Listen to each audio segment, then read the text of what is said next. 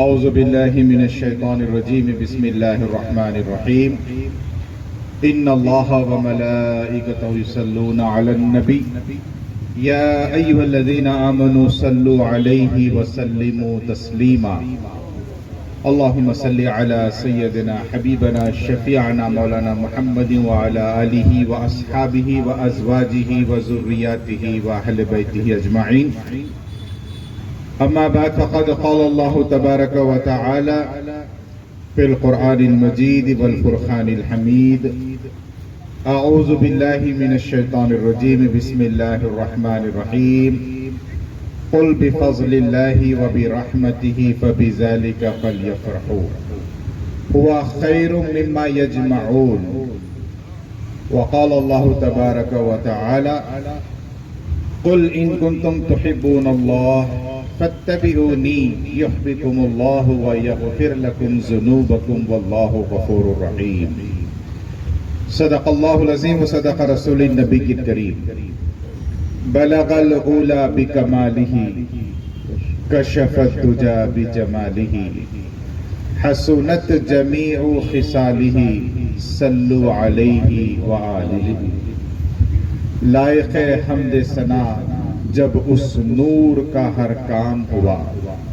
میرے پردادا حضرت علامہ مولانا محمد حسام الدین فاضل علیہ رحمہ فرماتے ہیں لائق حمد و ثنا جب اس نور کا ہر کام ہوا واسطے اس کے محمد کا لقب عام ہوا۔ عزیزان محترم 12 بج چکے ہیں، 12 گھڑی کے اپنے نہیں، گھڑی کے 12 بلکہ 1 بجنے کے قریب ہے، اور بحمدللہ آپ لوگوں کی یہ استقامت دیکھنے کے بعد ایسا سمجھ میں آ رہا ہے کہ جلسہ اب شروع ہو رہا ہے کیا ہے، سبحان اللہ، 10:30 بجے۔ سبحان اللہ، اللہ اس استقامت کو قائم رکھے، آمین۔ میدان میں اب اکثر میں دیکھتا ہوں ذرا تاخیر ہوتی ہے تو لوگ جو مراقبے میں چلے جاتے ہیں، اور کبھی ایسا بھی ہوتا ہے کہ اپنے کو صدر جلسہ بناتے ہیں تو ایسے وقت مائک کو ہاتھ میں دیتے ہیں جبکہ لوگ مراقبے میں رہتے، غراٹوں میں رہتے۔ ہمارے دادا حضرت فرماتے تھے ان کو اکثر ہر جلسے میں صدر جلسہ ہی بناتے تھے، تو وہ صدر کا جو ہے ڈیفینیشن دیتے تھے۔ صدر میں 3 حروف ہوتے ہیں، صاد دال رے۔ اب صدر صاحب کا کیا کام رہتا؟ بیٹھے ہوئے رہنا، انتظار کرتے تھے، سواد سے صبر کرتے بیٹھو۔ پھر ایسے وقت مائک ہاتھ میں آتا کہ لوگوں کی خواہش رہتی کہ دیر ہو گئی اب ذرا دعا کر دیجئے، تو دال سے دعا، رے سے رخصت، تو سواد دال رے، صبر کرتے بیٹھو، دعا کرو، رخصت ہو جاؤ۔ مگر یہاں ماشاءاللہ ویسا نہیں ہے، یہاں تو ایسا دکھ رہا ہے کہ اب جلسہ شروع ہو رہا ہے۔ اللہ آپ کی اس استقامت کو قائم رکھے۔ آمین۔ اکرام صاحب نے بھی بہت اچھی باتیں آپ کو بتائی ہے، اور ان کے فرزند بھی ماشاءاللہ رضوان صاحب بھی بہت ہی عمدگی سے جو آپ کے سامنے کئی ایسے جو اسوہ رسول صلی اللہ علیہ وسلم کے بارے میں بتا رہے تھے۔ اس سے پہلے تو خیر میں آنے سکا، ایک جلسے میں تھا، وہاں سے جو آنے تک تاخیر ہو گئی، تو بہت اچھی باتیں آپ نے شاید اب تک سن رکھی ہوگی۔ انشاءاللہ کچھ آپ کے سامنے اختصار سے بات کرتے ہوئے بات کو جلد سے جلد ختم کرنے کی کوشش کرتا ہوں۔ سب سے پہلے تو میں جماعت نور محمدی صلی اللہ علیہ وسلم کے تمام اراکین، تمام ذمہ داران، ان سب کو جو ہے صمیم قلب سے مبارکباد پیش کرتا ہوں، اور ممتاز باغ کے وہ نوجوان جو کئی سال سے بہترین انتظامات کر رہے ہیں، خشوع و خضوع کے ساتھ محفل کی جو ہے منعقد کرنے میں وہ جو ہے مددگار بن رہے ہیں، ان کے حق میں بھی اللہ سے دعا ہے کہ اللہ ان کو صحت اور عافیت سے رکھے، اور اپنے فضل و کرم سے جتنے لوگ اس میں جس حیثیت سے بھی شریک ہوئے ہیں، اللہ سب کی جائز حاجتوں کو قبول اور منظور فرمائے۔ آج مجھے فاروق بھائی کے والد صاحب کی بھی پھر یاد آ رہی ہے، محمد بن قاسم علیہ رحمہ۔ دیکھیے کیا ذہنیت کی پاکی اور طہارت کا اندازہ کریے۔ فاروق بھائی کے دادا کا نام ہے قاسم، اور انہوں نے اپنے صاحبزادے کا نام رکھا محمد۔ قاسم بھی حضور کا ہی نام ہے، اللہ یوتی وانا قاسم، حضور نے فرمایا اللہ عطا فرماتا ہے اور میں تقسیم کرتا ہوں. پھر محمد رسول پاک علیہ الصلوۃ والسلام کا نام، پھر انہوں نے جو ترتیب سے نام رکھا ہے، آپ کو پوچھنے کی بھی ضرورت نہیں ہے کہ بڑے کون ہیں دوسرے کون ہیں. ہمارے احمد صاحب ماشاءاللہ، پھر انہوں نے ان کے بعد قاسم صاحب نے دوسرے صاحبزادے کا نام فاروق بھائی، پھر تیسرے عثمان، ترتیب دیکھیے خلفائے راشدین، پھر اس کے بعد علی، پھر غوث، پھر عباس. یعنی ایسا محسوس ہوتا ہے کہ بالکل ذہنیت میں ان اکابرین کی محبت اور عقیدت رس بس گئی ہے. اس واسطے جو ہے نام بھی ماشاءاللہ بہت ہی ترتیب سے رکھے. اللہ تعالیٰ تمام کو عمر دراز فرمائے، آمین. سب کی جائز حاجتوں کو، خواہشوں کو اللہ قبول اور منظور فرمائے. آمین. بہرحال عرض کرنا یہ ہے، ہر سال جو ہے بڑے عقیدت مندی سے جلسہ منعقد ہوتا ہے. اب کے گزشتہ چند دن پہلے اعلان کیا گیا تھا، لیکن بارش کا ایک پیش قیاسی کی وجہ سے جلسے کو ملتوی کر کے آج منعقد کیا گیا ہے. اگرچہ کہ ربیع الثانی میں ہو رہا ہے، ربیع الاخر میں جلسہ ہو رہا ہے، لیکن میں یہ سوچتا ہوں کہ سال کے 12 مہینے حضور کے ہی ہے، پورا سال حضور کا ہی ہے، تو جب چاہے منائیے، کوئی مشکل ہے نہ کوئی جو ہے آپ کو پریشانی کا مسئلہ ہے. آج بھی دیکھیں ماشاءاللہ کئی جگہ جلسے تھے، بلکہ ایک ہفتے بھر سے تو روزانہ مسلسل کہیں نہ کہیں جلسوں کا سلسلہ چل رہا ہے، اور عنوان ایک ہی ہے، اپنا زندگی بھر کا عنوان ایک ہی ہے، سیرت النبی صلی اللہ علیہ وسلم.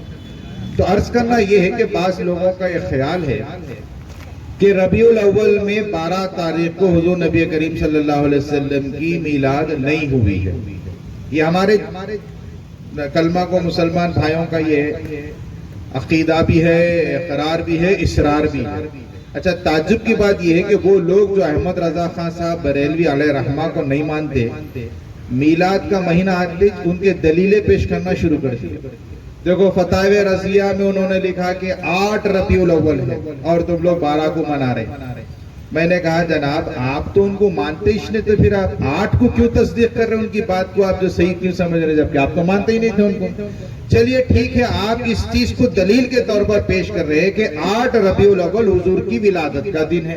ٹھیک ہے، آپ اعلان کریے، سارے عاشقان رسول 8 کچھ مناتے ہیں، ہمارے کو کیا کرنے کا ہے؟ ہم کو تو بس موقع ہونا ہے، کوئی تاریخ کا اعلان ہونا ہے. اچھا ٹھیک ہے، 8 تاریخ ہے تو میں 8 کو آپ بلائیے، برابر آتا ہوں، میں جشن میلاد النبی مناتا ہوں. لیکن آپ کیا کر رہے 8 تاریخ کو، یہ تو ذرا بتاؤ میرے کو. بولے کچھ بھی نہیں کر رہے. پھر میلاد کا دن ہے کہہ رہے، اس کے باوجود پھر کچھ بھی نہیں کر رہے. تو مطلب کیا ہے؟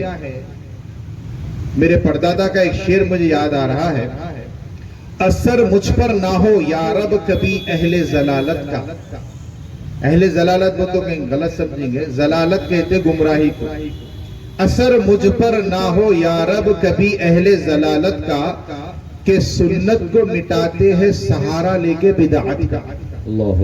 میلاد النبی صلی اللہ علیہ وسلم کی خوشی منانا یہ سنت رسول صلی اللہ علیہ وسلم ہے، اس کو بدعت کہہ رہے ہیں. اچھا آپ کے سامنے تھوڑی سی علمی جو ہے نکات کی بات کروں، بدعت کہتے کس کو ہے؟ پہلی بات تو یہ ہے کہ جو بدعت کا رٹ لگاتے ہیں نا، ان کو خود نہیں معلوم کہ بدعت کہتے کس کو ہے. بدعت کے اصل شرعاً جو معنی ہیں، دین اسلام میں کوئی نئی چیز یا اضافی چیز کو شریک کرنے کا نام بدعت ہے.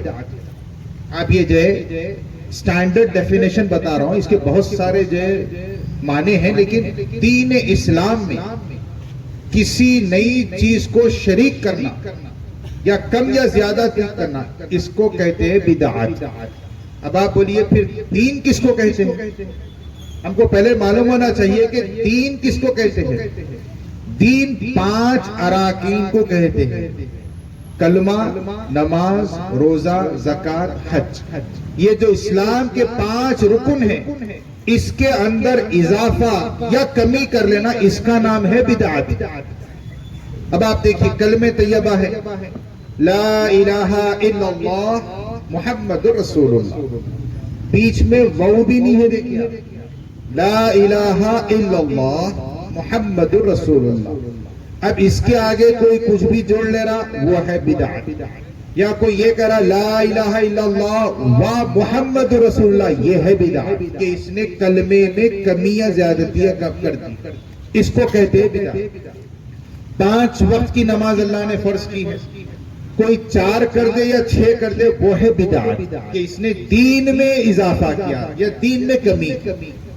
اسی طرح آپ دیکھیے رمضان کے روزے ہیں، 30 روزے ہیں یا 29 جیسا بھی چاند کا حساب ہے، کوئی 31 روزے کر دیتا ہے وہ ہے بدعت، یا رمضان سے ہٹ کر کوئی روزے فرض رکھنا چاہتا ہے وہ ہے بدعت۔ زکوٰۃ کا معاملہ بھی ہے، اس کے جو شرائط ہے زکوٰۃ کے، اس میں اگر کوئی زیادتی یا کمی کر دے اس کا نام ہے بدعت۔ حج ہے، حج کے اراکین جو رکن ہے، جس دن جو عمل کرنا ہے اس میں اگر کوئی رد و بدل کر دے اس کا نام ہے بدعت۔ تو بدعت یہ چیزوں کو نہیں کہتے کہ آپ نے میلاد کی محفل منا لی تو بدعتی کام کر دیا، آپ نے فاتحہ دیا تو بدعتی کام کر دیا، آپ نے عرس تقریب منائی بدعت ہو گئی، آپ نے چہلم زیارت کیا بدعت کیا، جی نہیں، یہ معنی نہیں ہے۔ اسلام کے 5 اراکین میں اس 5 رکن کے اندر تبدیلی کر لینا اس کا نام ہے بدعت، اور اس کے بارے میں حضور نے ارشاد فرمایا کہ کل بدعت ضلالہ وکل ضلالۃ فی النار، یہ ہے اس کا ڈیفینیشن۔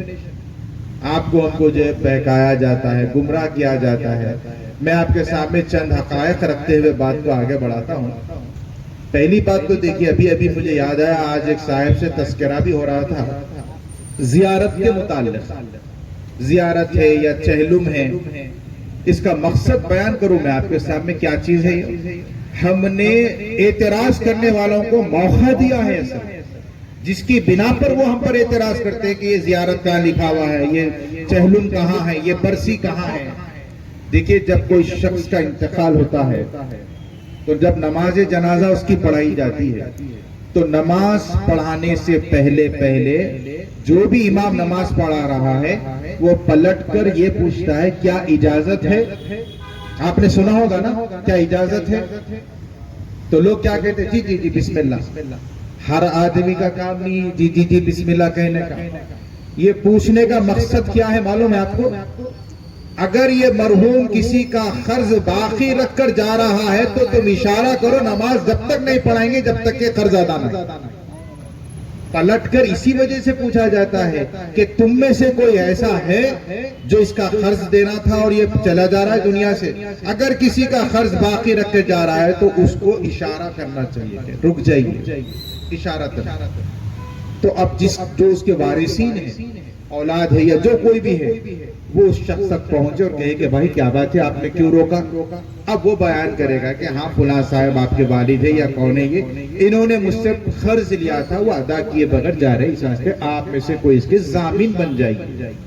اب اولاد پر یہ فریضہ ہے کہ وہ جو کچھ بھی قرض یہ کہہ رہا مطالبہ کر رہا ہے اس کو ادا کرنے کی وہ ضمانت دے دے، تب وہ اشارتاً کہے گا کہ ہاں بسم اللہ اجازت۔ حال میں ایک صاحب کا انتقال ہوا، بارش کے سلسلے کی وجہ سے میں جا نہیں سکا، تو انہوں نے فون کر کہا کہ آج آپ تشریف نہیں لائے ہیں، آج زیارت سے آئیے۔ میں نے کہا کہ نہ میں تم سے کچھ قرض لیا تھا نہ انہوں نے مجھ سے کچھ قرض لیا تھا، اب میں جا کے کیا کروں زیارت میں؟ بولے نہیں وہ کیا بات ہے، وہ تو نے زیارت میں آئیے کھانا کھا کے جائیے۔ میں بولا میاں زیارت کھانے کا نام نہیں ہے، زیارت کے معنی کیا ہے معلوم آپ کو؟ ملاقات۔ جو بزنس ویزا ہوتا ہے، دیکھیں سعودی عرب وغیرہ میں جو حضرات جاتے ہیں ان کے ویزے پہ اسٹیمپ مارا جاتا ہے زیارت التجارہ، بزنس کی غرض سے یہ جو ملاقات کے لیے جا رہے ہیں۔ تو جتنے وارثین ہیں وہ اس کا قرض ادا کریں۔ آپ یاد رکھ لیجئے قرض بہت بڑی بات ہے۔ آج ہم میں ایسے بہت سارے لوگ ہیں جو معمولی سمجھتے ہیں قرض۔ پہلی بات تو یہ کہ قرض لینا ہی نہیں چاہیں گے، اور اگر قرض کسی وجہ سے مجبوراً لیا جا رہا ہے تو جس دن سے قرض لیا گیا اس دن سے دعائیں کرتے رہنا اور کوشش کرتے رہنا کہ ہم خود اس کو ادا کر کر اس دنیا سے رخصت ہو۔ آپ دیکھیے جو شادی بیاہ کا جو مسئلہ چل رہا ہے، 90% لوگ اپنی بیٹی کی شادی کے لیے قرض لے رہے ہیں۔ مسلمانوں کو شرم سے ڈوب مرنے کی موقع ہے کہ ہم ایک آدمی کو ضعیف العمر شخص کو مجبور کر رہے ہیں کہ وہ اپنی بیٹی کی شادی معیاری کرے، قرض لے کر کرے، تب ہم اس کی شادی میں آئیں گے، ورنہ نہیں آئیں گے۔ آپ دیکھیے اگر آپ کوئی آپ کے خاندان میں کوئی مختصر شادی کر رہا ہے تو لوگ دل سے اس کو مبارکبادی نہیں پیش کرتے۔